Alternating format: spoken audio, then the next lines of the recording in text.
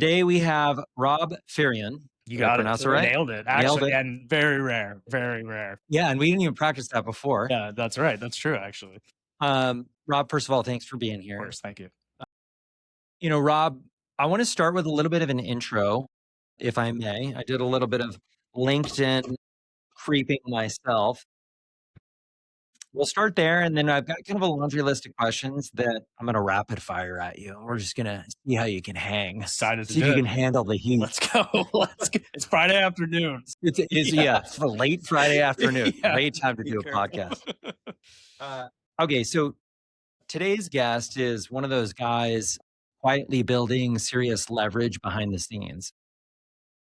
When I was doing some research on you, Robb, a couple things I thought were worth noting. One is you're the CEO and co-founder of Flying V Group. We're going to get into what that is, but you're based in Newport Beach, a digital marketing agency that focuses on generating monthly recurring net income. I love that that's like a mission statement, by the way. It's like, isn't that kind of why you do business, to make money, you know? Some people love to look at the revenue number only, right? And they flaunt that one, but you start to peel it back.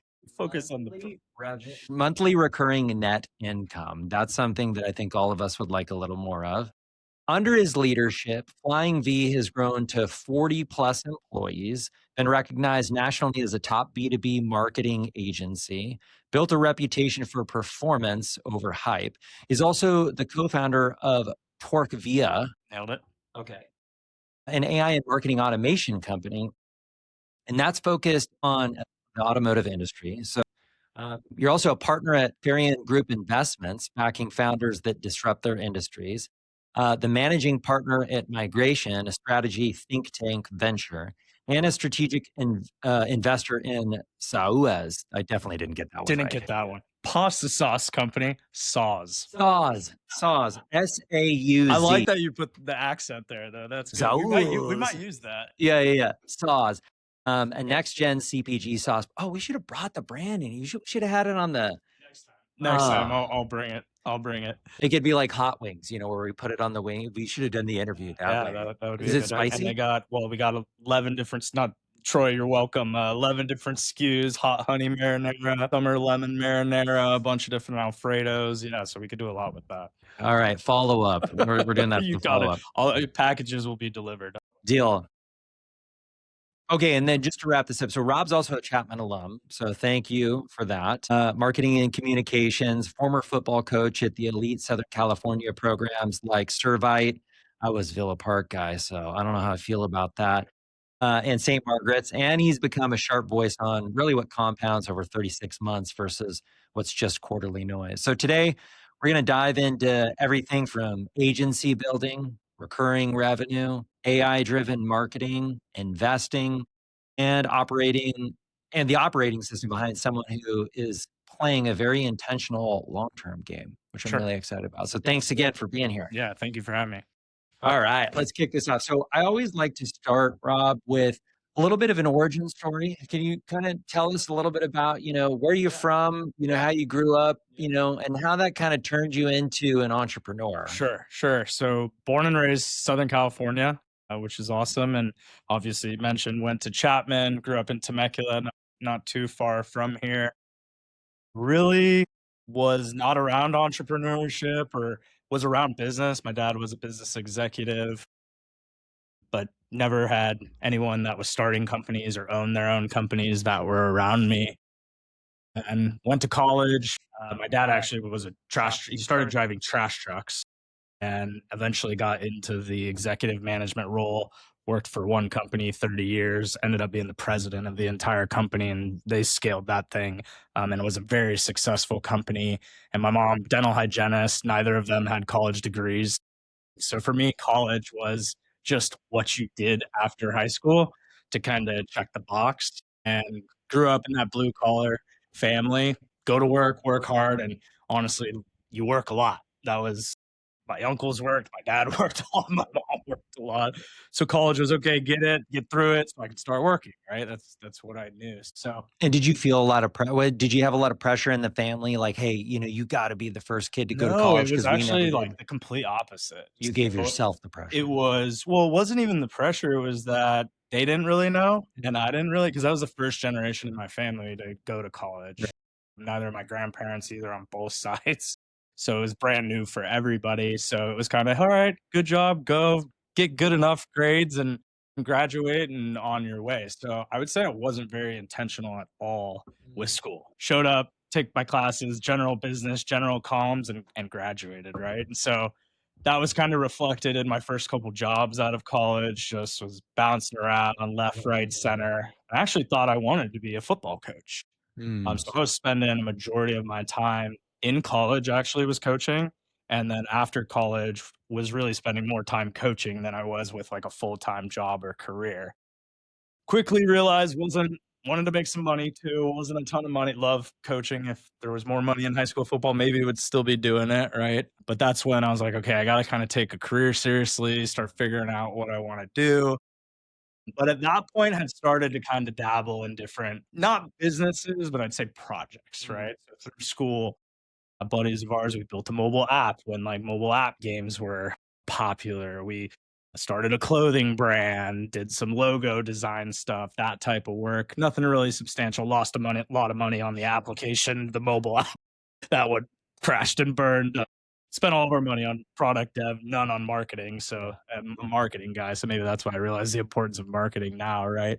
But yeah, I was just kind of floating in my career, frustrated, working different random jobs, and my last job that I was in before starting Flying V Group was marketing focused. And I got a call out of the blue one day. It was a mentor of mine. He's a lawyer, and I had actually coached his son in football. And he calls me in a panic. My website's been hacked. My emails are Oh, yeah. blacklisted. Shut his business down in terms of how he can transact. And I'll never forget, I asked him, well, why did you call me? I'm a 24-year-old kid fresh out of college. And I'll never forget it. He said, I think you know something about this, and you're the youngest guy I knew to call. That's what he told me. And so I didn't know how to solve his problems, actually. Didn't know how to build a website, had no idea about emails, DNS, whatever, and figured it out. YouTube, courses online, rebuilt his website, got his emails back online, calls me back. And this is a guy, my mentor, right? Super successful, still is, big firm here in Orange County. Success, right? When you think about success, like that's the guy. And here he is calling me with a really particular pain point that he had no support for. So he says, yeah, send me an invoice. It's like, okay, just threw a random number on a piece of paper, fired it over, and boom, pays it immediately. So that was kind of the like light bulb moment for Flying V Group. Not that it was not master planned, it was more situational opportunity. And then I said, okay, if Mark's having this problem, how many other Marks are out there, right? So real quick, before you go into a Flying V, I think there's a couple things that are really interesting here that I'm hearing from your origin story. One is, you're growing up in a family who didn't go to college. You're the first to go to college. Correct. Part of you just did that to kind of check the box, No to your doubt. point, but you're surrounded by pretty crazy work ethic, especially with your dad, and sounds like your mom too. Where do you feel like you got the confidence at the point at which you get asked a question to a problem where you don't necessarily know what the solution is, but you just say, I don't even know how to do this, but I'm gonna go figure it out. Because I think it's important for the audience to hear a little bit about that, because not everybody's wired that way, right? There's other people that could have got that call and they could have said, I don't know how to do it. Unfortunately, I just don't know. But you said, hey, I'll figure it out. Yeah, I mean, I think for me growing up, I always played sports. Played football, played baseball, played quarterback in high school. We ran wing tees. No, didn't have the arm or the height. We ran the ball a little bit, but more so it was I could call the plays. I knew the plays. I could improvise when needed, right? Make adjustments. So I think sports and then coaching football is really what gave me confidence. And the reason coaching is I was coaching really my peers at the time, and so the age difference, right? I mean, I was maybe at one point I was 18 coaching high schoolers. And by the time I left, I was 22, 23 coaching high schoolers. So you're still, within that age. So it's kind of hard to really build authority without having expertise and putting in the time, energy, and effort, right? So that's where I started to realize, okay, I'm coaching with these guys that have 20, 30, 40 years of coaching experience, but I'm catching up because I'm working hard and I'm analyzing the game in ways that I know best, which was a lot of data and prep, right? Film study. I'm a film junkie. I watch film all day long. And I also got thrust into a role. The head coach at one of the schools I was at had to leave for medical reasons. I was the next guy up and to be the offensive coordinator. So I was now not only coaching my peers, like I talked about, but also managing the team, running the practice, making sure dealing with parents and playing time and all those things. And then at the same time, trying to win as well. And we ended up going 15-1, called every single play that year, made it to the state final. We lost in the state finals at Home Depot Center or whatever it is now in Carson. So I think that really gave me the confidence of like, okay, you can be thrust into a situation that maybe you're unfamiliar with and be resourceful. Figure it out, right? My dad started driving trash trucks, and by the end of it, he's sitting in a that guys with degrees from whatever MBAs or 40 years of experience at whatever other corporations would kill for, right? And just through sheer determination, hard work. So I think it's that piece of it, just being in those experiences. And I didn't realize it when I was in them. And honestly, I kind of started to get a little bit resentful towards coaching at the end because I felt like it had held back my career when I wanted to focus career.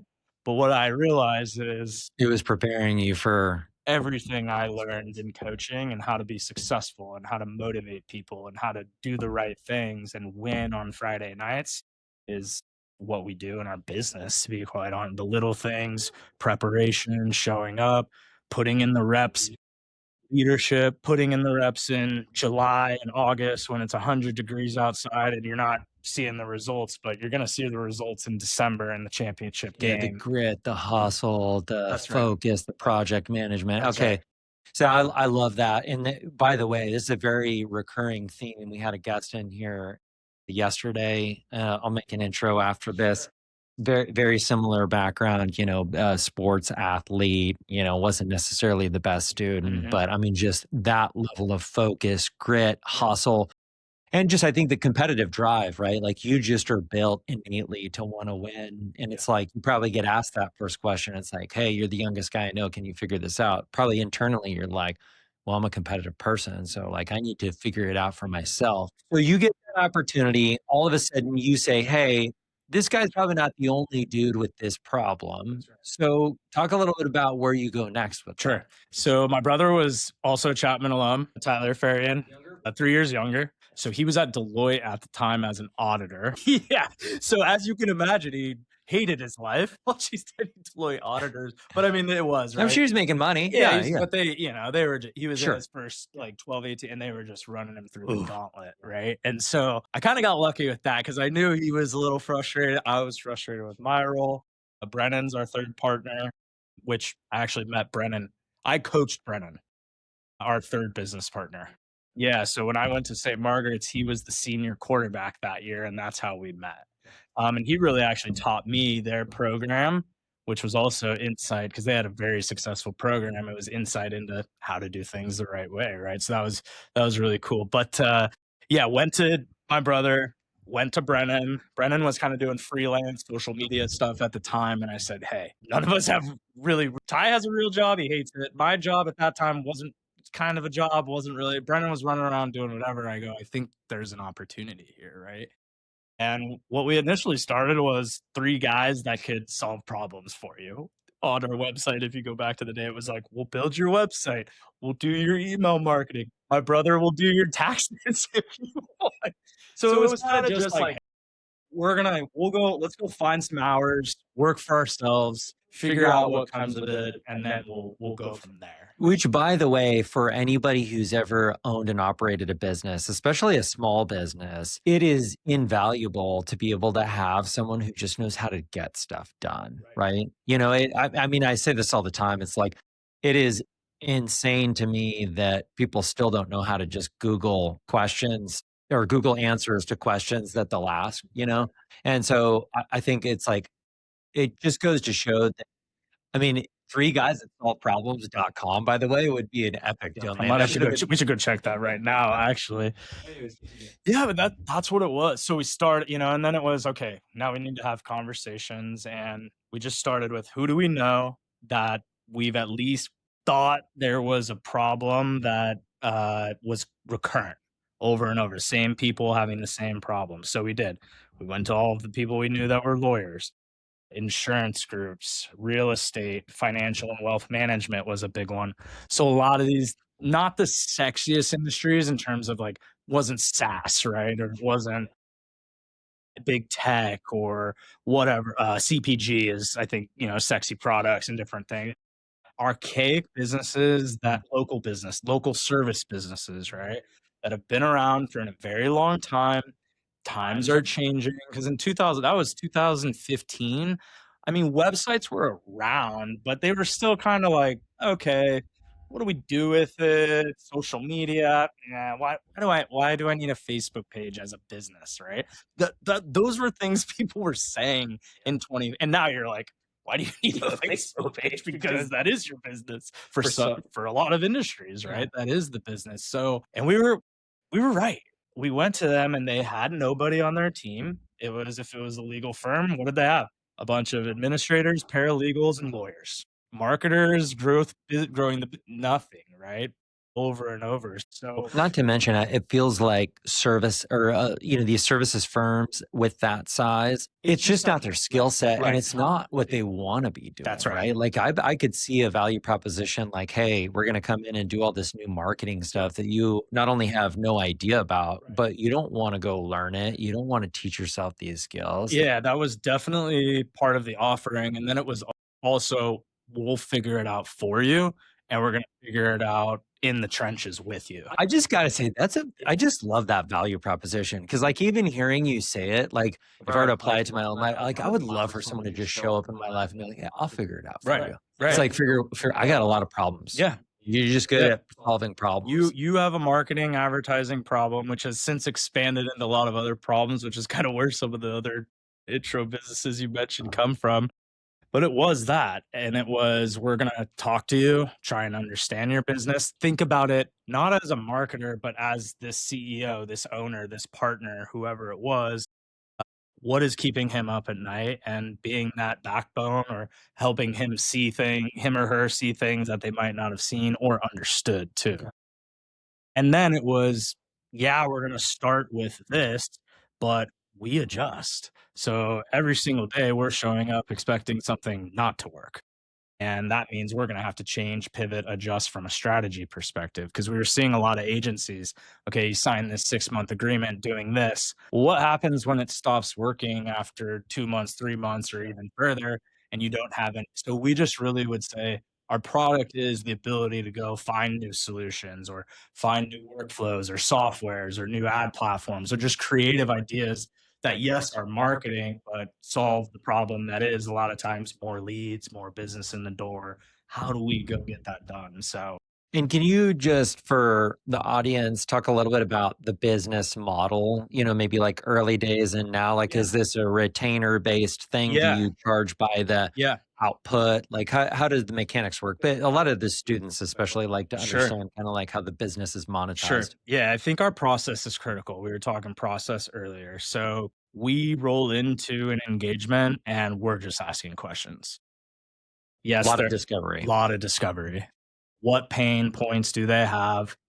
Can we even provide value? We've had situations sit down and we're like, "Hey, I don't, not a fit." So it was as much about us being a fit for them as we were a fit the other way, right? As they were a fit for us. So our Which is engage hard to do, by the way, especially for younger companies where because 'cause you're trying to just take every dollar you can get. you're just so thirsty for revenue and you Right. got cash flow issues and you're like, let's just say yes to everything, Yep. but that doesn't scale Yep. and it ends up breeding terrible customer service because you never really get good at one thing. That's right. So we kind of found that, okay, our value proposition is that we were platform agnostic. We could work with any platform. As the business expanded, because we were just good at understanding problems regardless of the business type, we became creative with our strategy. the strategies were all custom built to the client. So it wasn't like, hey, here's our box solution. You have to buy it, and that's what it is. We were consulting. We were coming in. Our proposal process still to this day is basically a consulting engagement. The difference is we don't get paid for it. It's our proposal, and hopefully you'll sign, and then we actually will execute it. Right. So we do end to end. We're going to come in, identify the problems, tell you how to fix them, and then fix them for you. Right. So a lot of consulting, come in, tell you the problems. Here's the plan, how to fix it. Now, good luck figuring out how to fix it. So business model has shifted in the sense of we still have a good book that's monthly recurring net income retainer based clients that we have month over month over month. We also pay for performance, right? So performance models in which maybe reduce retainer and then we're incentivized by growth. And then with our kind of it's kind of turning in a way venture studio, right? Is like we'll even look at certain engagements where, hey, we really like this business. Maybe this business is taking money from an investment standpoint. So we'll invest and then be a strategic value added partner, providing marketing, advertising services because our win is in long term growth. We own part of the business, right? And if we're showing performance with the marketing, what are you going to do with marketing? You're gonna spend more money, right? So that's where those retainers also start to grow, just in terms of the return on whatever capital they're investing into the marketing and advertising efforts. So that's really interesting, and I think, especially for a lot of students in this program, it's funny, I feel like every other student I run into in the program is starting a AI marketing agency, right? Or an agentic workflow Yes, process automation right. company, but it's all about kind of marketing and growth. And it's funny, a lot of the times, I'll ask them, like, what's the problem you're solving? Or who's your customer? Who's your ideal customer? Right. And just kind of ghost face, right? It's like, well, here's our cool solution that we came up with. So you established early on that you've kind of got this segment, this kind of boring services Boring. segment. Yeah. Yeah. Super boring service making. Exactly. And you kind of approach it with this marketing agency meets consultancy meets, you know, hey, we're just the guys that can figure things out. You have kind of multiple monetization strategies, the recurring kind of traditional retainer based revenue versus the contingency based.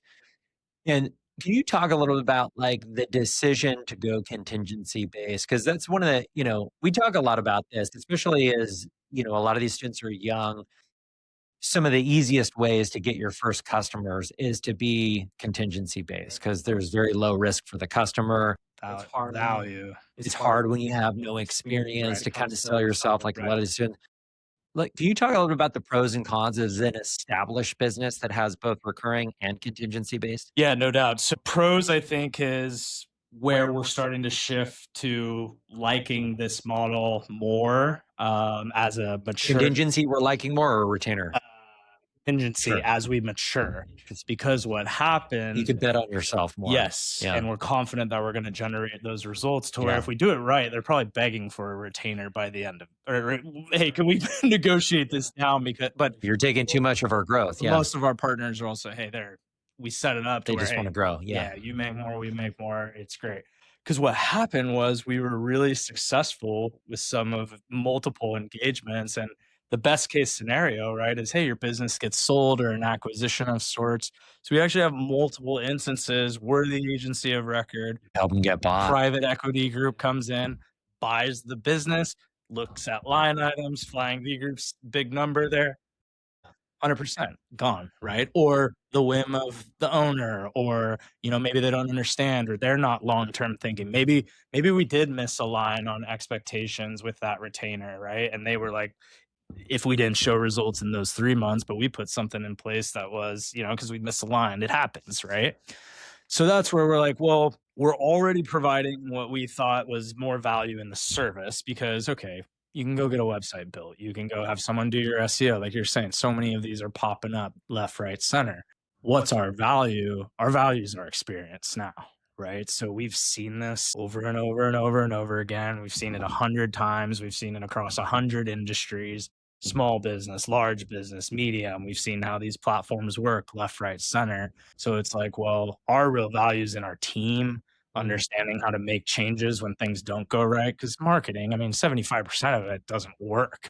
You drive 100% traffic to your website. That is your ideal customer persona. If we convert 4 of those people, we're happy. It means 96, lots of failures. So yeah, we just really said, hey, we want to be even more involved, more engaged with our business. We want to sit next to that CEO in the board meeting and be his guy when there's a question that needs to be answered. Rob, what are we doing for this? And so we're seeing ourselves now sit as really a marketing department, a partner within these businesses, and less of just a vendor client type relationship. So heavily vested in just the overall performance of our clients, which as a marketer, I mean, that's what you should be. But unfortunately, the industry, you get a lot of they just, they will come in, churn. Hey, if it doesn't work, that's fine. There's a million other businesses we could go market for. We're quality over quantity. Honestly rather have less clients at this point in time. Yeah, that's really interesting because I feel like in this space, to your point, it's extremely competitive and extremely competitive to the sense that you've got everybody and anybody who's kind of starting a digital marketing agency and can undercut you in terms of the rates and stuff like that. So, can you talk a little bit about just kind of how you sell your value proposition now? Because I always think it's interesting, like, it's a hard thing to do to sell your team and experience, especially when it comes with a hefty price tag, Sure. right? So Is use case based? You have like a lot of referrals, like yeah, so that's a great question, and I'll tell a little story. So we started the business with $5,000 each. 5 from me, 5 from Brennan, 5 from Tyler. $15,000 in that'll 2016. that'll float you about 30, 60 days, you But know? we had one client, my buddy, actually high school buddy Christian Richter with Old Harbor. He kind of got us. Mm. He's like, "Hey, here's $500 a All you need month. is that Great, first do client. do Yeah, whatever it's huge. to get us going." So we had no money. We had a lot of time, no clients, and so we were like, "All right, well, how do we generate new business?" Sure, cold call, email, whatever.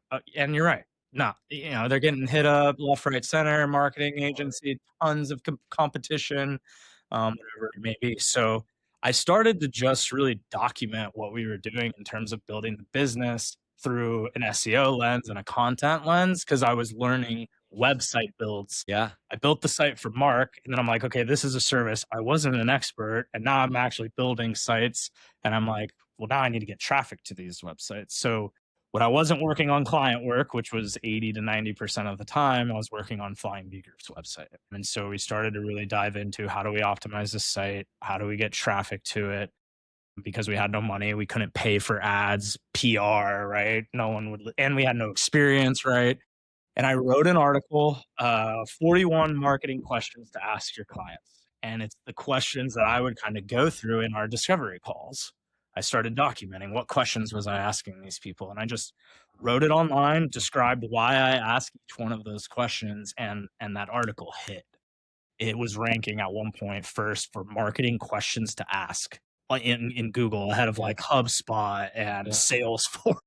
Here's little Flying V group sitting up, and amount of traffic and volume we were generating. And then what happened? Started ranking for local searches, started ranking for alternative services. We continued to write more content. We started to see the net compounding effect of traffic. It's like, well, if you're 10% month over month over month over month for 36 months, that's damn good growth, right? That's very good growth. And we don't have to keep filling the bucket every month like you would a paid media strategy. So I feel like too, and correct me if I'm wrong, but that back then, like this notion of thought leadership in writing content as a lead generation engine, as a way to drive traffic, wasn't as mainstream as it is today, where you have right. almost kind of like, you know, content fatigue. Yeah, There's slop. Yeah, with the a AI ton of slop AI that you're generated getting stuff. into. Yeah. So I sense that it's fun to hear your story because there's this theme of, I think, product timing key, right? You're at the forefront of when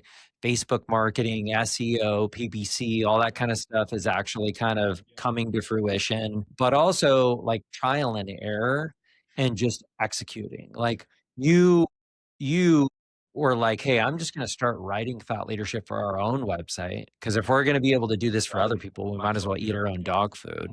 Right. And it's not that like that blind, blind intention too, or is that faith.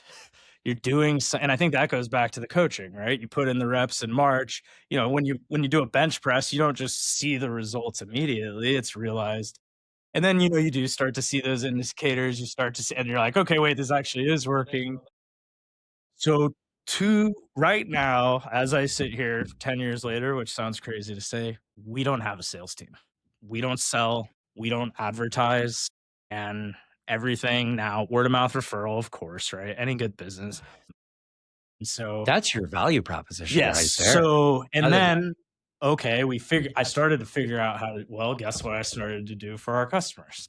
Exact same thing. sure. So, and that's what I love about our business is what we're doing for our clients and SEO now, generative engine optimization with ChatGPT. I mean, Yeah.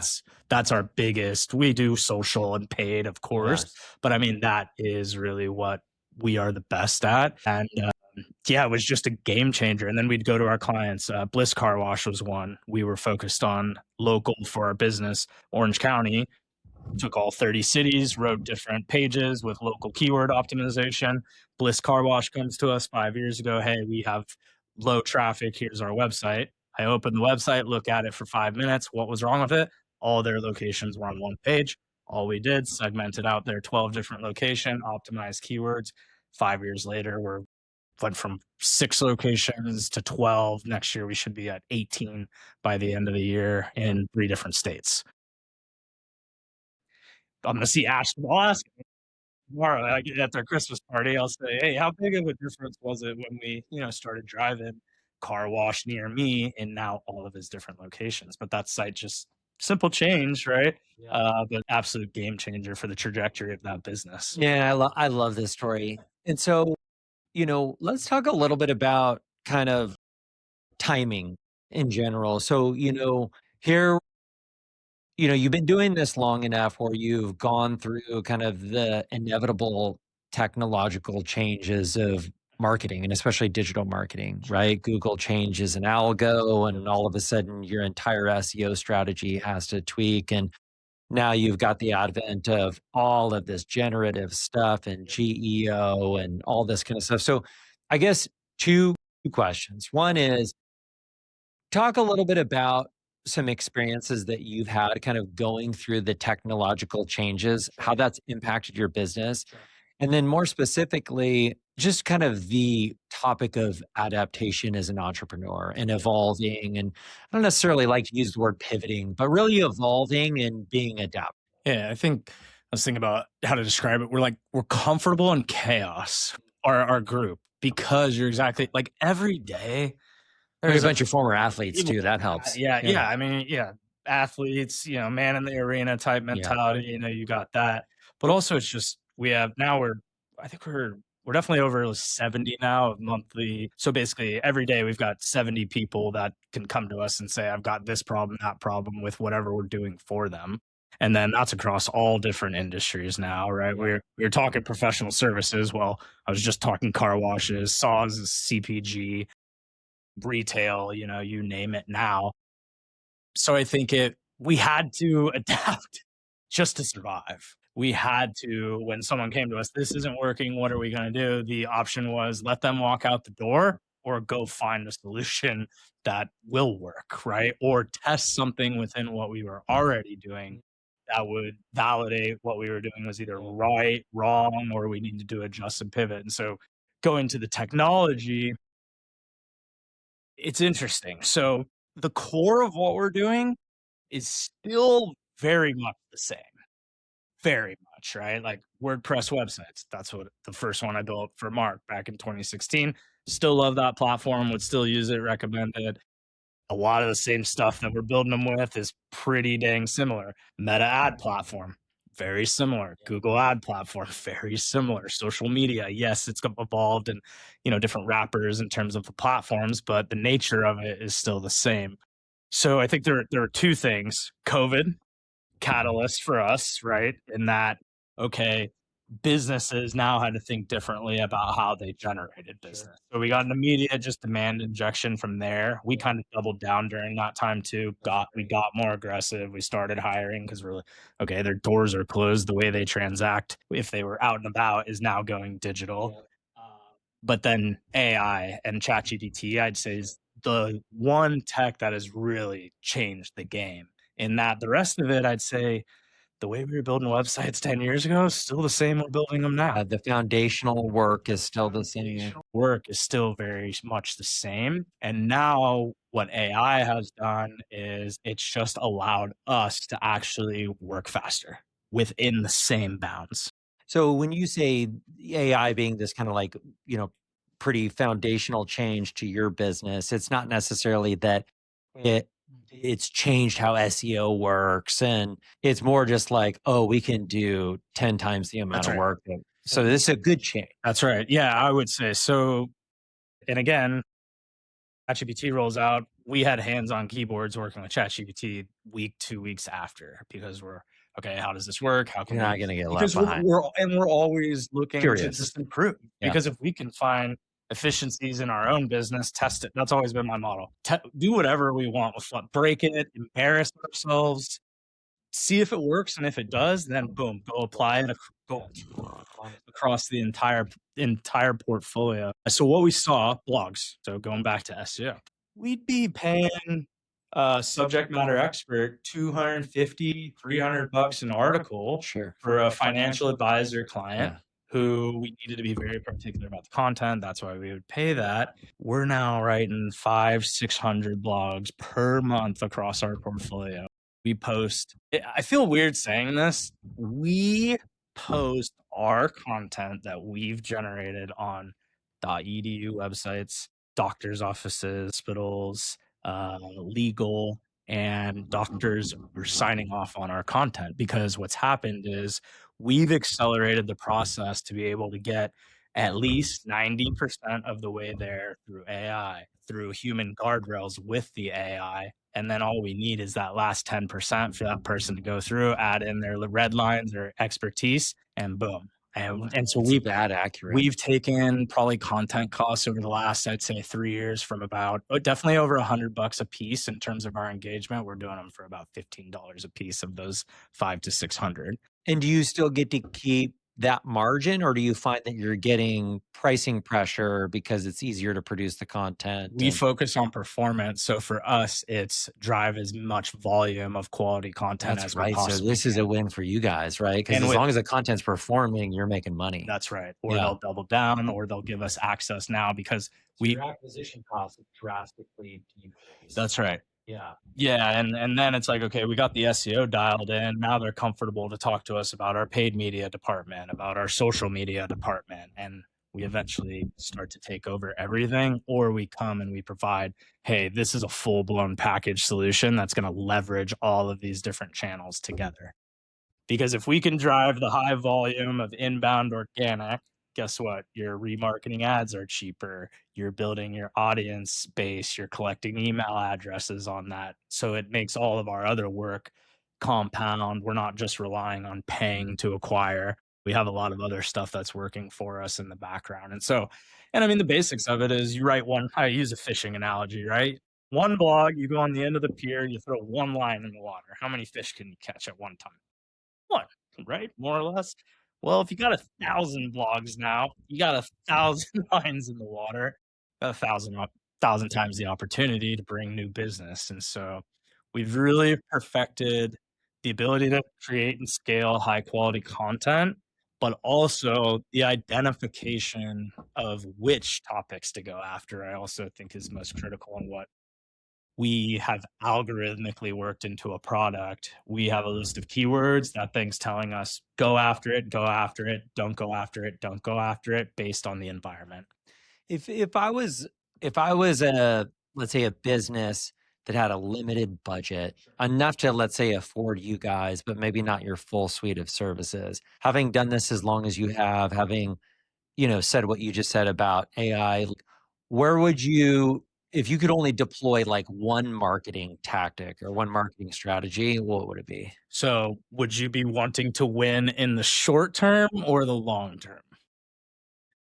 This is where you showcase your discovery skills. This is where you're not just hey, I'll do whatever you want. I'm a discovery kind of. Let's just say short term. I need to infuse revenue because I'm cash flow tight. So I think that's where too we're good at. Okay, based on needs, necessity, fit. It's product fit as well. I truly believe that. You're not a good fit. What's that? Are you gonna say I'm not No, a good you're fit? not a good fit. No, you're a great. Are you gonna fire me as a client? I'm not going to fire you as a client.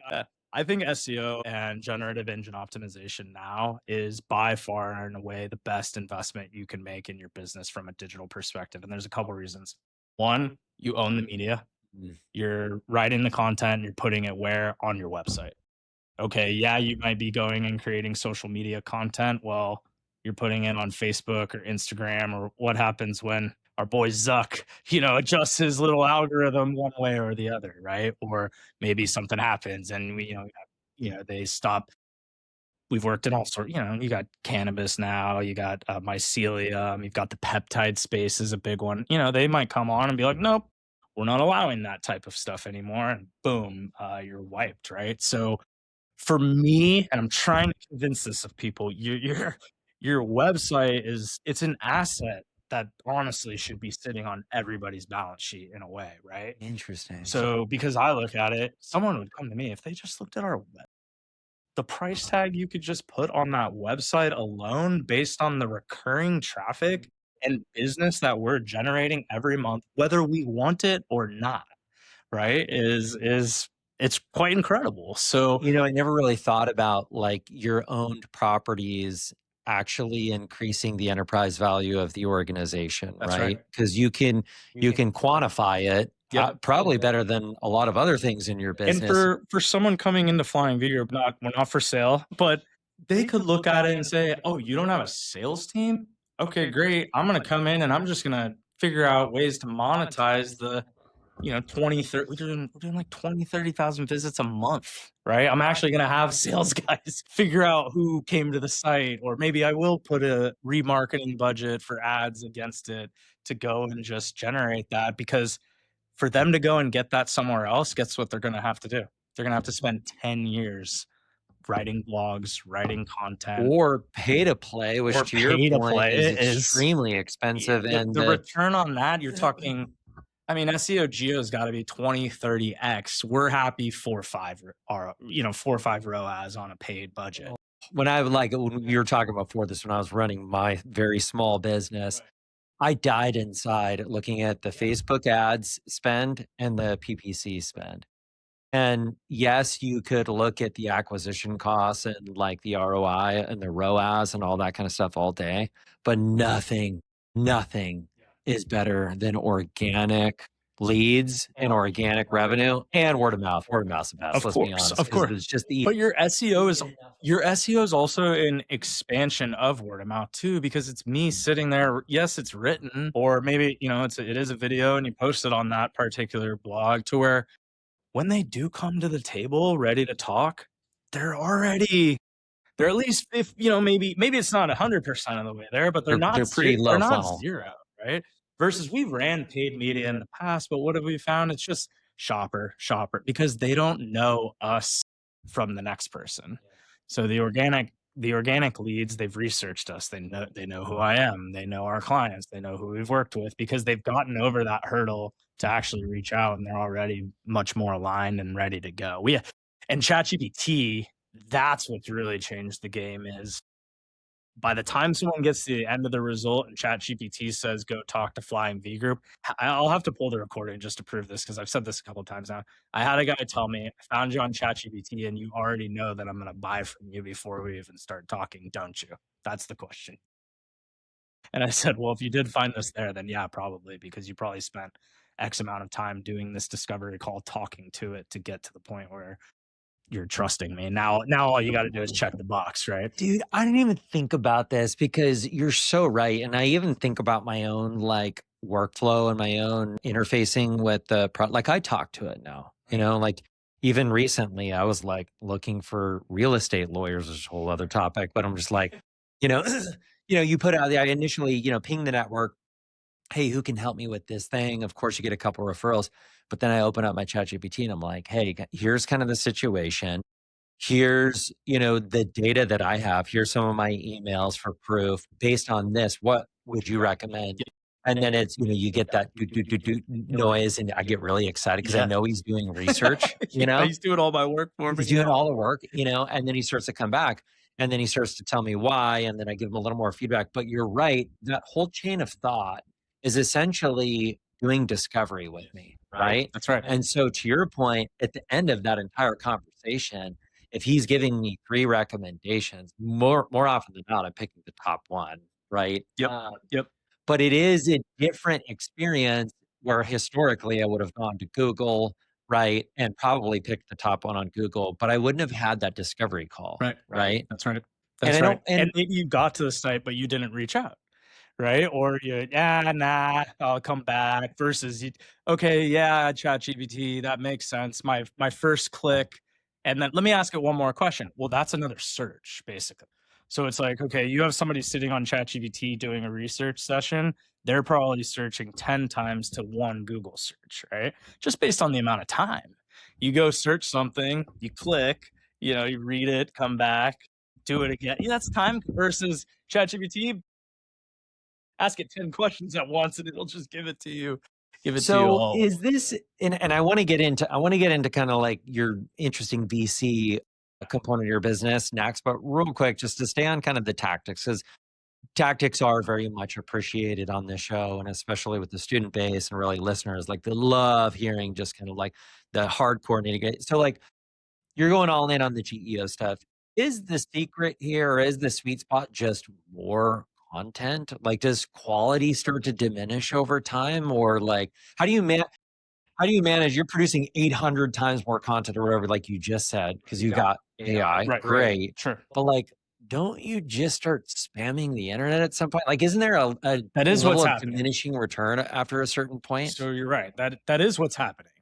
So right now, as we sit here, there's more content being produced now than ever in the history of the world, whatever it is we know, right? Just with ChatGPT, hey, go create 20 tweets for me, post whatever, it'll do it. The problem though is that it's coming from the smallest spigot, in that it's mainly ChatGPT, Gemini, Perplexity, 3 sources, right? And so what's happening is a lot of the content slop. It's the same, right? There's no real differentiating factor. Well, of course there's not, because it's being pumped out by these same tools. And so that's where we're really seeing the rise of actually trust and authenticity. So, okay, yeah, you can go and write an article and do 100 articles on your blog every single month, but whose strategy is this, right? Who's the person behind it? Who's validating this research and information? Because you have hallucinations with ChatGPT. If you ask it something and it doesn't know, it will come up with an answer that it just has. You've seen it in legal, referencing cases that like don't even exist. So we have what was our writing and editorial process prior with real writers. It's the exact same with ChatGPT. So yes, we're running that initial through ChatGPT, but then it's going to a human.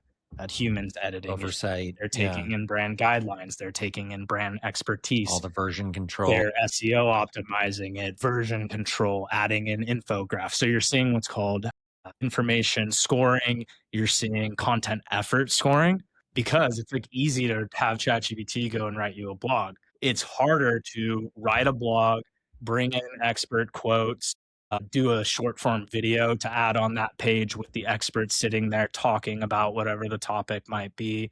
So we're seeing a lot of those things too, but we're able to add those things quite easily because, again, we've just accelerated that 90% goes to the client, writes off. We're using Riverside FM for this post. Well, guess what our SEO program does? We sit with the owner of the company and we have our 10 topics or keywords that we've identified as our green check marks. And we're sitting there asking him those questions. So that way we can post. This is coming from the expert. Interesting. Not just pumped through some GPT to output this content and information, right? So that's, first of all, that's fascinating, right? It's like, I mean, I think this is a really good example of how you're not losing sight of who you really are as an agency, which is authentic, trustworthy, More specialist, critical now than ever, I would say. specialist, quality content, but just the grunt work of writing long form content. You're now leveraging all of these amazing tools to kind of reduce that, both the cost, the speed, the volume, but you still insert kind of that quality layer Yep. into your content creation. That's right. And then last question, because it's just such an Yeah, interesting, no, I love like, it. Nerd out on this all day. well, GEO is such a hot topic Sure. right now, and even in my organization, like, we're going all in on it, right? Cision owns PR Newswire, and it's like, you can see the tailwind already starting. Sure. What's your thought process on, you talk a lot about your owned properties, like the websites that you control, you have your control over your own destiny there. What's your perspective on earned media coverage and like the value that's being placed on that? Like, do you think that that's still important? I think it's a critical piece of what we believe should always be an omni-channel marketing strategy, right? So going back to kind of fit as well, we are finding that, hey, leveraging multi-service just creates those synergies and you get kind of that exponential growth that you wouldn't get just being single channel. And I kind of liken it, talking investing, it's diversification of a portfolio. It's a diversification of your marketing and advertising. Because like a lot of times what we'll see, we'll come into an engagement and it's not that earned media is bad. Like earned media is great. Like if I had a million, yeah, go turn click or turn it on, drive traffic to the website, generate business, right? That's the model. Great. So that piece is awesome. But it's like, well, what if we could create a hybrid strategy that allows us to again leverage SEO, paid media, and instead of putting 100% of your marketing budget into paid media, let's make it 80%, right? And this is where short term, long term. Short term, great. Initial engagement, a lot of times we'll have some paid media in there because we want to show them results quick. And we know that it's going to take organic, doesn't just happen overnight because it is earned. But what we see is high cost per acquisition early, right? Just you're paying to play. As time goes on, right, that starts to come down. Not because necessarily you're getting more efficient, which you should be if you're optimizing paid media and going through keywords and testing ad creative on social. That's the biggest one. That's where GPT's helped us with. Interesting. Paid media on social is just the amount of content we can testing. Yeah, with just to figure out which one really was the golden, that's a brutal job. The golden ticket. But you start to drive that organic base. And so you're getting that traffic there. The cost per acquisition of that is very low. So it's starting to create an overall blended cost per acquisition of what's our goal, new leads, new sales, whatever, because we want to blend that across our entire marketing budget, not just one particular channel. So this is like, if I put my CMO hat on, do you see, if you do this right, to your point, you throttle down on pay to play up front to obviously get the traffic, buy the traffic. Parallel, you're cranking on your organic strategy, writing content, publishing content, getting earned media. Those things start to kind of like cross. At some point, when that happens, obviously organic content is gold. We want as much of that as possible, cheap acquisition. Do you start to throttle back paid at some point? Or is like, how do you optimize for that? Because that's always like, it's like the ROAS thing is every CMO's nightmare, but you can't not spend money. I think to get the numbers you actually need to get from a paid media strategy, you have to have that organic piece. It's just always on. Yeah. And then you actually do have the opportunity to scale, right? Everyone talks about paid media. Oh, it's so great because you can come in and you can spend this much. And when you figure out your cost per acquisition, just turn up well, it doesn't work. You hit diminishing point of returns, the quality starts to decrease. So what the problem is that it can't find enough of that audience that you're looking for.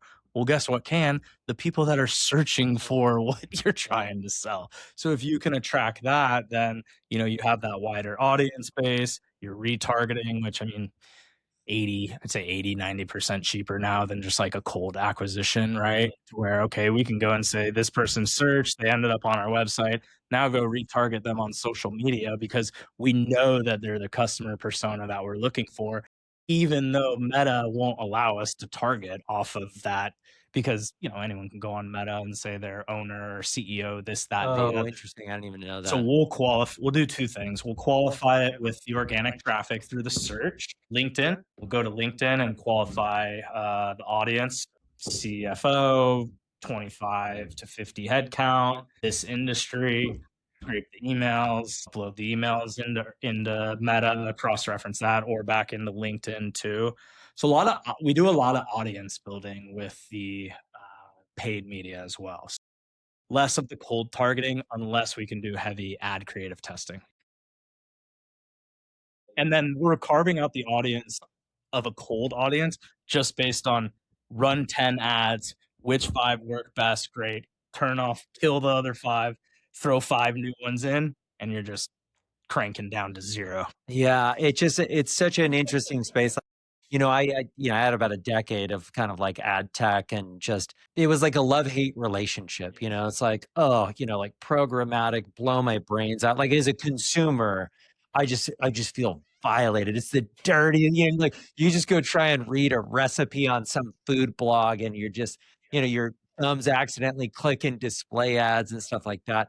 But over time, like for me, I came to really appreciate good quality, well-oiled ads For that sure. were like, you know, like you're the algo's dialed in, you know, like you know exactly what I want, and awkwardly aware sometimes. Like this guy's definitely listening to me, you know. It's like pop up my phone. I'm like, I'm pretty sure Rob and I were just talking about For that, you know. sure, for sure. But Yeah, it's all there. It's every keystroke. It's, you know, you think about voice, how did voice dictation, Yeah. that's all it is, just taking it, putting it into characters, loading it up, cross-referencing it, ping, show it, run it, right?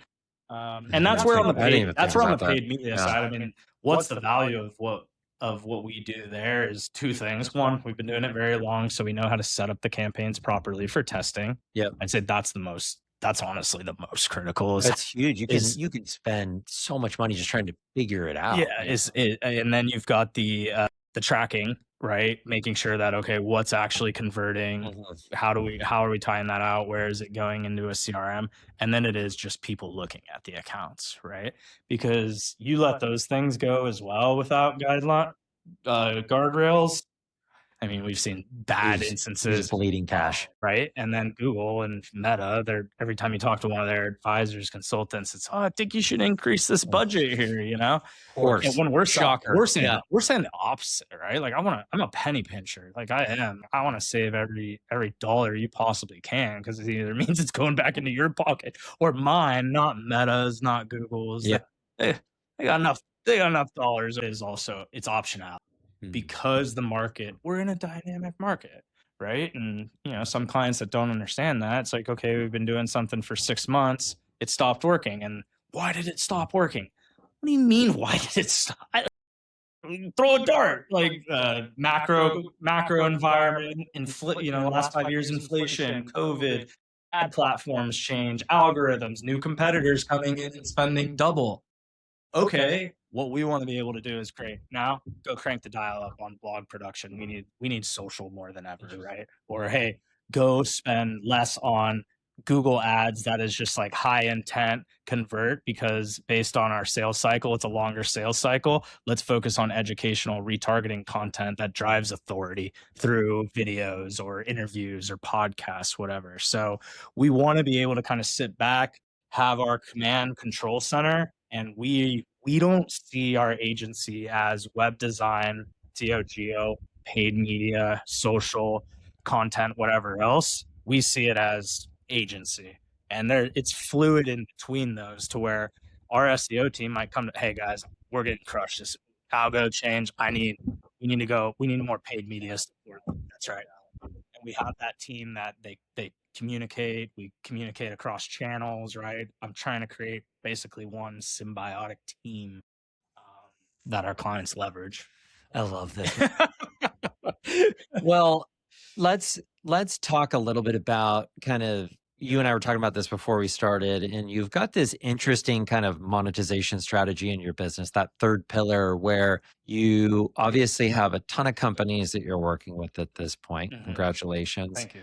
You know, you have different monetization strategies, retainer, contingency based. And the latter gives you this kind of unique opportunity to see what's working. That's right. And now that you've got this kind of flywheel of like, okay, these campaigns are starting to scale, this company is starting to scale. We don't want to get caught in this scenario that you just described earlier, which is you get bought out by some PE firm and then fired because you're a high price line It item. is, yeah. Oh, I believe it. The best one for us is it was a group of global premier fertility. Got bought by the large. We actually survived 6 months. We were we were like the last vendor, and I think even of their employees. But it was just a matter of time. Just a matter of time. I've lived the PE life for a while. Love you, Platinum. Nothing bad to say. Yeah, nothing. Read my LinkedIn, please. But they definitely have a certain way of doing business that's, for sure.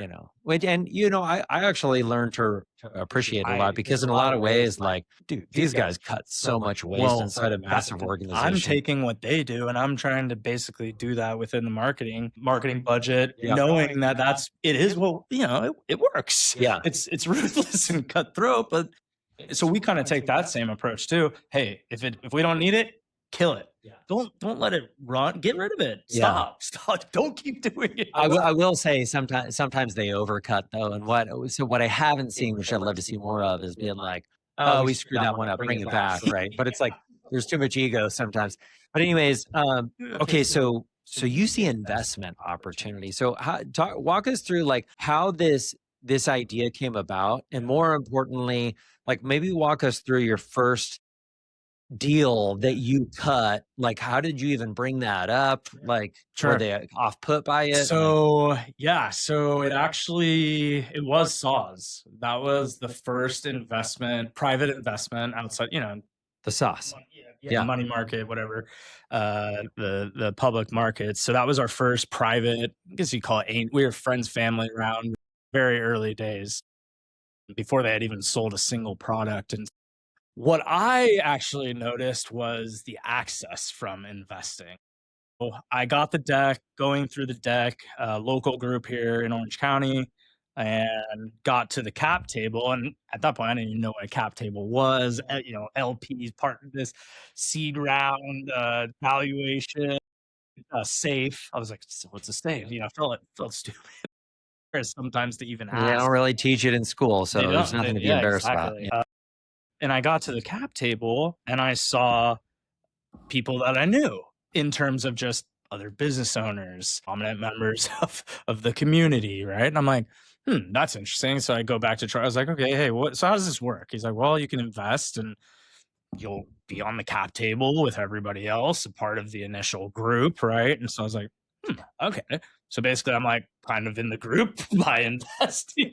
So I kind of looked at it early as like almost a networking opportunity, right? And then I said, well, Troy, what if we came in? One, I don't have a lot of money to invest with you, so I want to make that a premium. And then what if I also was able to help you guys? Like, do you guys need any help? We do this. And Troy Bondi, he's the CEO of Saws, good friend of mine, and he goes, that's interesting. He's like, so you'll invest and then you'll discount services, or you'll help me because like sweat equity. You'll do sweat equity. He's like, yeah, let's do it. So we wrote him a check. We're on the cap table. We got some visibility with the other investors and their businesses, which led to conversations. And then we started working directly with the Saws group and said, yeah, we got that. I'll do that. I'm not even going to charge you for that, because if we could just show that this works, and we've always been value driven, right? And there's a lot of ways to make money, and a lot of ways to make a lot of money. And for me, the big things like winning with people I like, working with people I like, community, those sorts of things. So, and when you have something that does start to pick up steam, it's like, hey, easily spend more and more times. We basically, for Saws, when they rolled out in 10 Air Ones, specialty market up in LA. We handled programmatic. We geo-fenced all those locations. So anyone that came in that store was getting a Saws ad for a free jar. The highest velocity pasta sauce for the first 3 months that we were in that. And then everybody else just started to line up. They're going to do 15 million in sales this year. Yeah. So they've blown up. So That was really it was Troy and I being friends and us just kind of over a beer, maybe 2, "What do you think about this?" And it worked. So then we got more confident. We had already had some other, like, pay for performance models in terms of just engagement, Yeah, but now you're on the cap table and you've got this interesting level of maybe determination and and it was like, "Oh, wow, you guys did that for that group, and you were an investor and saw something in that company." So it started to just kinda put us on the map in ways, right? Got us a lot more attention. When we told people what we did with that, they were like, "Well, will you do that with us too?" And so that's where, yeah, we do more now. We've CPG was just kind of one Troy, who's a buddy, and it was fun. We haven't done a CPG investment since, which maybe we should go back and look at it. But we've actually honed in on, yeah, the you mentioned it, or automotive, mobility, and then with my dad's background, that's kind of been nice in the sure. energy recycling space with EVs, oil. So there's been some even crossover there. And same thing. I mean, we're really taken seriously when you come to the table and say, "I'm going to give you money. I'm going to be your strong partner. I'm going to provide as much marketing value," and we do, right? We don't just run away after, and we're going to try and help you succeed. So this is really fascinating to me because if you think about like a lot of just traditional VC, a big part of their value proposition, if they find a business they want to invest in, which is another thing that I want to kind of pick your brain on, is how do you determine which of these companies is a customer versus this kind of VC model? 100%. But, you know, a lot of the value proposition, a lot of the times, if a VC is interested in investing is, hey, we've got access Right. to accountants and marketing guys and stuff like that. So that isn't like too far fetched. But I think what's unique about you guys is that is your core business now. Like you are a marketing agency. And then you're almost secondarily, you know, you've got some access capital and you've got some categories that you're interested in investing in. Right. And so you've got that model. So when you think about that piece of your business, like how do you determine which company becomes kind of a traditional retainer customer or even a contingency customer versus, yeah, I think I want to be on the cap table of this company. I think it does have to do with just the founder and the people at the end Interesting. of the day, right? Because you look at the rest of the deals we've done, it has been just like clear alignment with their vision and how they operate and also how they view marketing. I think that's a big one because if we could be sitting with a CEO and I want to invest money, but he doesn't understand the value of what we do. And I think that's a very short sighted by a lot of founders not understanding how marketing and advertising, when done right, which a lot of times it's done very, very wrong, but that can be the catalyst for the business, right? Talking to a group right now, they do EV conversions of bus shuttles. So that's like a mobility area, right? And you look at their numbers and they're cranking. And then I go to the CEO and he's like, "Yeah, what do we do for marketing? Nothing, but I understand it." So I'm like, okay, because he's already built up a business that has a multiple of whatever. We like the terms, and he's on board with what we're gonna do because we know that that's just that miss. He just needs to be out in front of more people. He knows how to build the bus. He knows how to convert them. He has all the government contracts. He just needs to get out in front of people, right? So it becomes a very great situation, and then that's where, yeah, we would consider this, work the deal that way. They like it a lot more because then it's like, okay, these guys got skin in the game. They're gonna provide value. Do you feel like your strategy changes when you get kind of a cap table seat versus just a traditional customer kind of coming through the door of your existing agency model? You know, I mean, because you are really, really wanting them to, I don't think it does, right? And I think that's where maybe there's not a fit on the retainer side. yeah. Is we've struggled in the past coming in and saying, going back to my coaching, that, there's a right way to we believe as Flying V Group, we believe there's a right way to do things in marketing and a wrong way to do things, right? And sometimes there can be disagreements with those companies of like, how do we do it? They want to do it this way. We're saying, remember, you're hiring us for not because we can do Facebook ads and build a website. It's because we know what works, or we at least know how to set up a system to help us make it work faster. And so sometimes you get that pushback. It might be bureaucracy, right? It might be that they don't have resources, or we just get blocked or disagreement. And my business partner is definitely trying to get me out of operations right now because honestly, sometimes our biggest churn rate reason is because I'm battling. I'm like, just because I don't think that's the right, I'm trying to steer them away from making the wrong decision. And that's what you hired me for. If you hired a yes person, we're not your group, because we're going to do what we know and have seen works over 10 years and millions of clicks, and however whatever that the totals are of what we've done. um, that's where, yeah, we really like being a partner, not just a vendor. And I mean, even, we've even built de novo companies of our own. We're rolling out a carpet cleaning business in Arizona. And why? Because there's no competition. All of it is fragmented. They have no websites. We actually went to a gentleman. He does listen to this. He does not have a website. He knows his clients' phone numbers, but he just relies on them calling him every year for that service. He's been doing it for 20 years. He's 60, 65 years old, ready to move out. We're just saying, hey, we're going to take that, build a website, get reviews from your existing base, and rock and roll. And then now wholly owning our own business and not at the ebbs and the flow of someone that is making decisions that we can't control. Yes, this is awesome. So let's talk a little bit about the future. So Flying V has come a long way.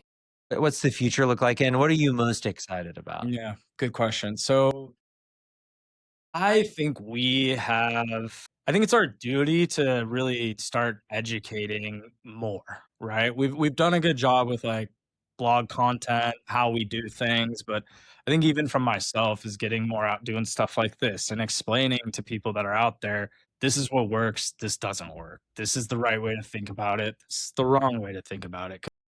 Part of the reason why we've stayed in the marketing space, because I don't necessarily love it, which It's sounds interesting Well, it's because brutal. It's hard. yeah, you do. It's competitive as And hell. you have a lot of snake oil. You hear these stories of just people getting raked over the coals because they've been taken advantage, or they don't know because they're unfamiliar. And so I think that's where we're at with ChatGPT, and a business owner now sitting there and being like, where do I even start when it comes to marketing and advertising? So we're really focused on a couple of things, rolling out course materials on SEO, on GEO. We're actually productizing processes that we might have, but then actual tools that we've been developing just because they're helping us to be good at GEO, for example. So a tool, it's called Geo Genius. We're going to launch it after the first of the year. So I guess this is, sorry, Sean's our director of SEO. So we talked about it. So, well, you said this is after the first of the year, right? Yeah, we'll Yeah, no, publish after, and also, Sean, there's not a huge audience yet. there will be. Yeah, yeah. But basically, it's going to be a suite of tools that help you identify how GPTs are generating the results that they are. So, for example, we can put a prompt in, and our tool will go reference that prompt and find the citation sources and the URLs of how it pulled that answer, right? And then so that's how allowing us to kind of work backwards and say, okay, our client didn't show up for this. Why? Well, it's pulling 70% of the result from this one, yes, wherever it may be, and we need to get that content material. It pulls, GPT pulls in what they call chunks, so it's like a chunking model. So regular indexing Google, it's just a snapshot of your website, right? So you search, you get results. They're just snapshots based on what it thinks you want for the whole page. So you like optimize one page for one keyword is kind of general rule of thumb. GPT, it's going out and like you were talking earlier, it's searching for you, it's doing the work. So it can't go to a page and read all of it. Otherwise it would take forever. So it's looking really for these semantical chunks within the content and material online, and it's trying to ground with as many of those chunks as possible one particular source. And if it grounds enough of them, with those chunks, that's how it's returning that result. So this is really interesting. So this is why the strategy of pumping a lot of consistent content into an owned property and ideally third party properties too, right? That is, Yes, sir. Yep, because that's right. it's redirecting back to your That's right. properties, right? But the volume and then the keyword optimization a lot more throughout a given page. That's right. Because if your chunk up here, but all your keywords are down in this chunk, then you've missed that opportunity. We're talking with a large, very large rental car company, and I mean, basically, their location-based pages that they would drive traffic to, it was just a transactional page that, in the past, Google over the years had already picked up the. Everyone would know this name, so Google knows that authority. You're going and searching in GPT, and they're nowhere to be found.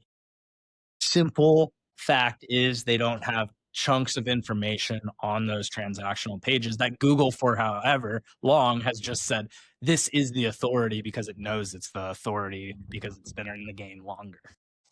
Man, I feel like this chunking strategy alone could be its own series, its own learning course, right? Chunky Monkey, So podcast river, that's why I love Riverside. I mean, okay, you record a 60-minute show. Riverside's gonna end up sponsoring this podcast. There we go. By the way, Riverside. Yeah, 60-minute show, but you're able to get Yeah. those chunks. So I was actually here at Chapman earlier this week at the Marketing Association, and a gentleman had a really great question about short form content. Yeah. And it is that's what's happening. It is those kind of bite-sized pieces as well.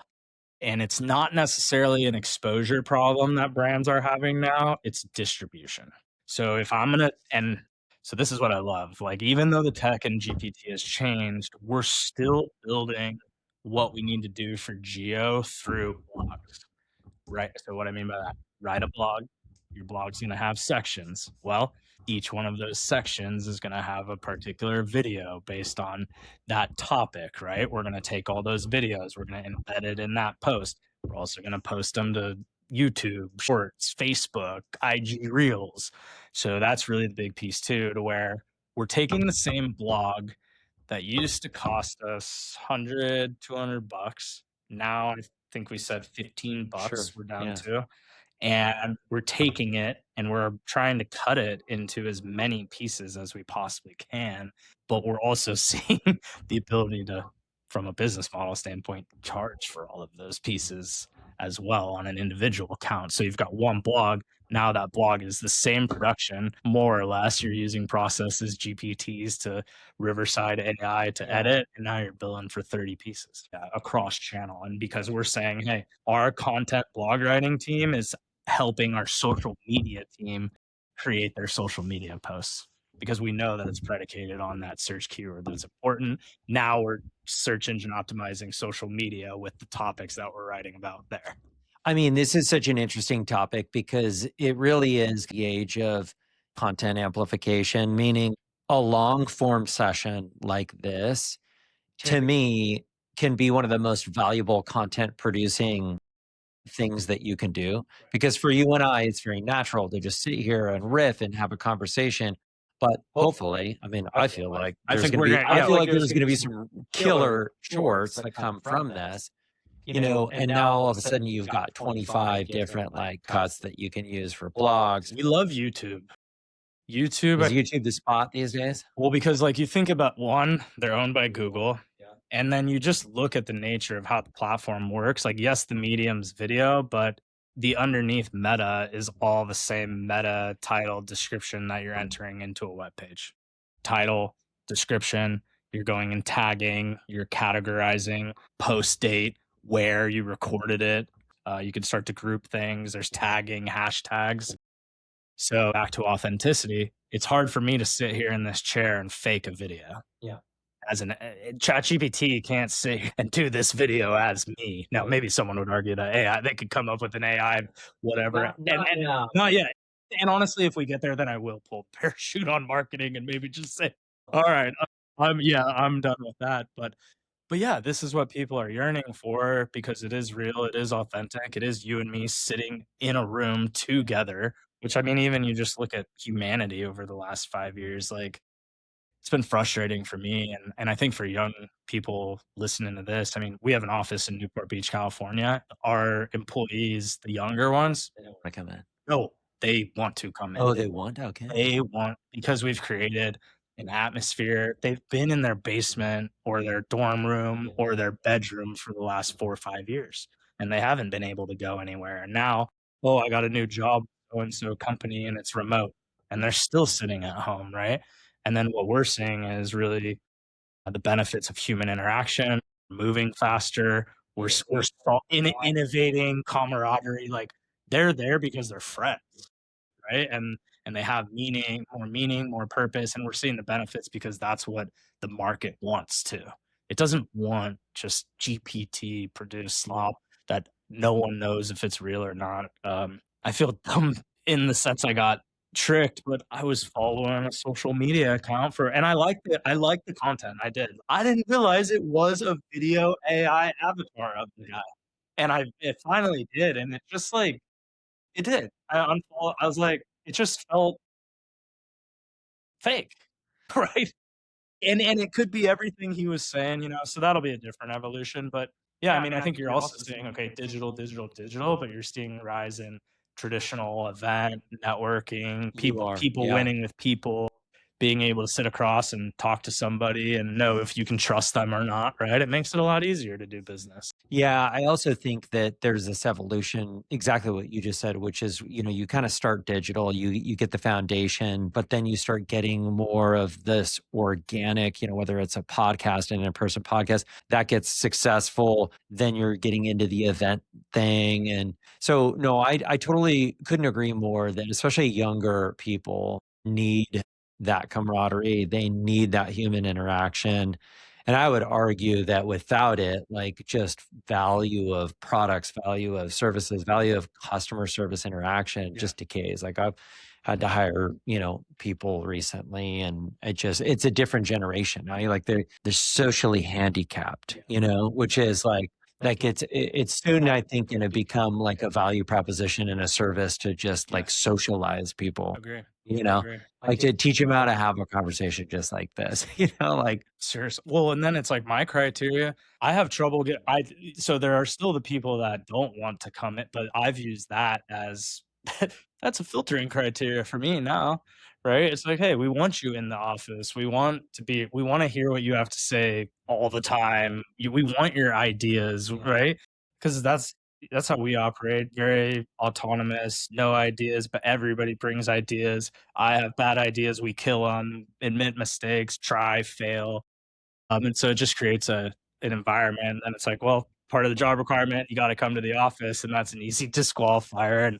And you don't get very many, but when you do find the ones that get it and they show up, and then they're realizing how quickly they're picking it up and learning it, because that's the other piece of the space too, and kind of why I was talking about courses and education is that I have struggled to find someone that I can just hire that can come in and just gets what we do.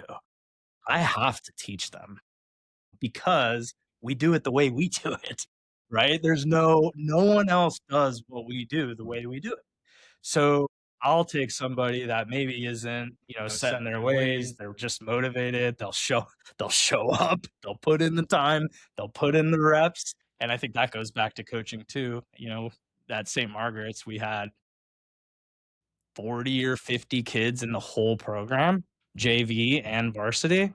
So whatever you got, and you had to make it work, right? And so that's where you put in the time and training and teach them and coach them and keep them accountable and show them the right way to do it and don't let them do it the wrong way, continuously help correct them and show them, hey, other people may do it the way they do it, that's fine.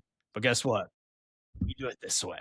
Well, I also think it's important for, students, not just in this program, but really anywhere, it's so interesting being here and just kind of sitting here and doing these interviews because I get to run into a lot of students, right? And so, yeah, I get to hear the pitches of whatever they're kind of cooking up in the program. But I always like to ask them, one, what year are they? And a lot of them are seniors or about to graduate. And then two, what's next after this, right? And I will tell you unequivocally, I would say, 8 out of 10 have a pretty bad sentiment of the work environment and the work climate that they're going out to. And what I mean by that is a lot of them, I don't even necessarily think want to be entrepreneurs, but they're in this program because they feel like they don't have any other option because they're entering the workforce without any qualifications, which by the way is every college student, right? But nobody wants to hire those type of people because of no qualifications. So I think it's actually really valuable to hear a guy like yourself who actually has the power to employ, which you should pat yourself on the back for because you're giving jobs back. Say that you don't necessarily have to come with digital marketing expertise. And in a lot of ways, maybe you don't want that because you got to like teach somebody a new swing, right? So, for those students who are out there kind of feeling that sentiment, there are opportunities out there for the right company, the right culture, and all you gotta have is some critical thinking skills, some problem solving skills, some grit, some drive, and like, bro, you're good to go, you know? Yeah, Like, we'll take that all day, every day, right? You could have someone with all the talent in the world, but if they don't show up, if they don't work hard, the guy that shows up with no talent's gonna I'll take that all day, right? And why? They're gonna listen, they're gonna work within the construct of the team.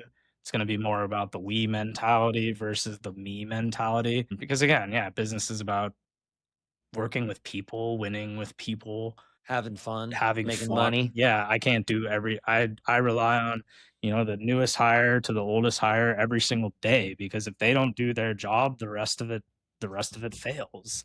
So yeah, I think you're right. I think that's where I was talking about this too, looking at the companies and kind of how we've built the company as well is just I want to create the opportunities to accelerate fast and not hit what I think drove me to entrepreneurship was this ceiling or just this, wow, I have to take this ladder one step at a time. And to go 10 feet, it's 100 steps. Totally. Right. And I think that's how kids are feeling with corporate. And then you get into the wage gap conversations. I mean, you talk inflation, value of dollar, debasement of the Can't dollar. afford to own I mean, I anything think and about, we're sitting here in Southern California, right? It's like, geez, how do you and so that's where we're trying to say, hey, the opportunity is us driving results for our clients.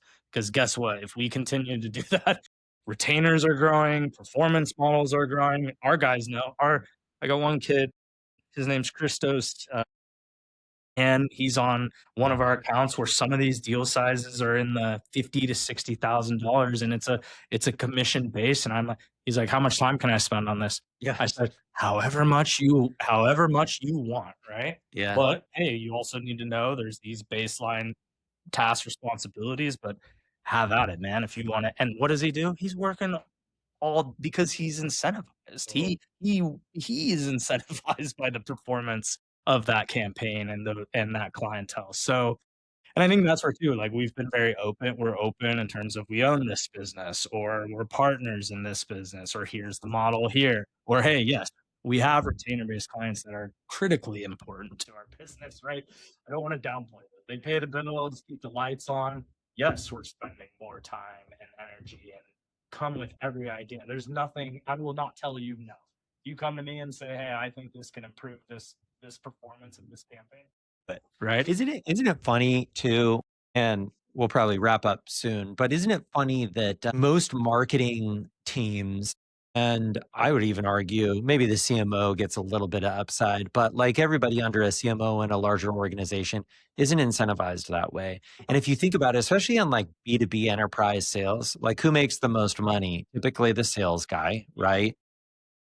But if you really, what's that old saying? It's like follow the incentive and I'll show you the outcome, Sure. right? Like if you aligned the marketing team with that same 100, 200, $2 million deal, like think about the cooperation you'd get and just the level of like everybody rowing in the same boat. It's like, oh man, like, because you know who's excited? The sales guy is the guy that's there like trying to close that deal because he's like, it's a payday if I get it done. But the marketing team is like, yeah, we sourced it, Yeah. whatever, like. Yeah. Yeah, no, it is. And we've kind of seen too marketing used to be, hey, get them to knock on the door and then that's your only job. Now though, as an agency, depending on the client relationship, they might not have that sales team or need to where you know, it becomes that sales enablement, sales automation. But then what we're seeing is like, holy smokes, we kind of have like an end to end. And for the business, they're like, wait, I'm going to get all of that for this. And that would probably take me, they would never get, certain businesses would never get it done. Like if we came with our full fledged scope with everything we could do, you could have a business that even could have as much money as they wanted that wouldn't be able to figure it out, right? Because you're going to talk about having to bring in expertise here, expertise here, expertise here, and then figure out how does this talk to this and connect with this. Now you're talking about all the automations, because that's what I've looked for too is okay, what are these kind of strategic pillars that we can replicate over and over? So, I mean, really, how do we work with as many clients as we do in all these different capacities and different channels and whatever as well? 75, 80% of what we do is the same, right? It's process oriented. We know the KPIs, we know how the setup, what changes, audience we're targeting, the messaging we're using, maybe the channel we recommend from a strategy standpoint. But the core is intent, interest, drive them, convert it, track it, close it. I mean, no matter what business it is, it's we're all trying to accomplish the same thing, just a lot of different colors, right? Yeah, I'm a binary thinker, so that's where I kind of get that. It's ones and zeros, and whether you're selling basketballs, insurance policies, rockets, ships, whatever, we're gonna take the same approach. Well, and I think is just a solid business is a one that has clearly defined processes and a framework and a supply chain. It's like, look at, Tesla. It's like, how do you continue to just optimize the beginning of building a car to the end at every stage of the Yep. way and then replicate that and then scale? Yep. So the secret is I think like because we ran into it where okay, you go back to my brother Brennan and I, it was like the ups and downs was the downs is when it was just our bandwidth and we didn't have enough of it, right? And so that's when, hey, we need to start take our knowledge, pass it down to the rest of the team. But it's the knowledge of marketing, but then the knowledge of our our operational system too, to where now you've got 10, 15 yes, expert marketers, but expert marketers that knows how to use Flying V Group as a tool. And that's what I try. I said the people that excel in our business know I have this team member that can do this for me to make this so much better, right? Or I know that we have this support here. Or when they do need to call on me, I can go grab Rob. He comes in, give me the 510, great, boom, we're off to the races. In terms of what they might have been missing or maybe the experience, that's where I can come with the experience. Say, nope, do this, great, go. And then they know how to do it within the framework of our business. I love that. Well, a couple closing topics to maybe talk about. So you talked a little bit about the future. You've got kind of learning and develop, maybe some sort of learning product or training product coming out soon. Yeah. So course material. Yeah, it's gonna Okay. be a GEO course actually. So again, I mean, I think just telling people, They don't, you I know, was right? fascinated to Like, learn yeah, about the chunking and yeah, how yeah, does ChatGPT yeah. generate all these results? How do you know if it's training on your content or not? That's a lot of that information, and then just educating what you can do or at least initial first steps because you know we want to educate and if someone wants to take it and run with it on their own great we're excited for them you know but sometimes okay they hit the roadblock and then that's where we can come in but yeah that's the big one I'd say and then productization and then I think just finding good people to work with yeah, it's less about quantity, it's more about the right people that we're partnered with that align with our vision and our mission and, Yeah. you know, good people to And I mean, that's, in a services business, that's always the case. So Flying V, evolving, you're staying in it. 10 years from now, you wave a magic wand. What's Rob doing? yeah. I've been around Chapman more this year than I have the last probably 10 years since or plus 10 plus years since I've graduated. A little more giving back, maybe? Yeah, yeah. I mean, I been really working hard to build Flying V Group to where it doesn't need me. I don't want it to need me. I want to be able to leave and it will run without me. I think that's the true sign of a business, right? I mean, Sure. you take some founders out of a business and it just collapses. And it's like, well, was it really a business at the end of the day? Yeah. So I think the big thing for me is the team that we have. It's a young, very young team, and we're probably we gotta be 80, 90% under 30 years old. That's fun. Yeah, it's fun. So I wanna, That also makes kinda me feel old, but that's yeah, fun. right, same. Yeah, me too. But, I wanna help them, right, and help them break through, I think, some of the frustrations that I had just with the way things have been in the past and, allow them to see things the way I do and hopefully enable them to, even, got a gal, Yara, she's an MBA student at Chapman. She's co-founder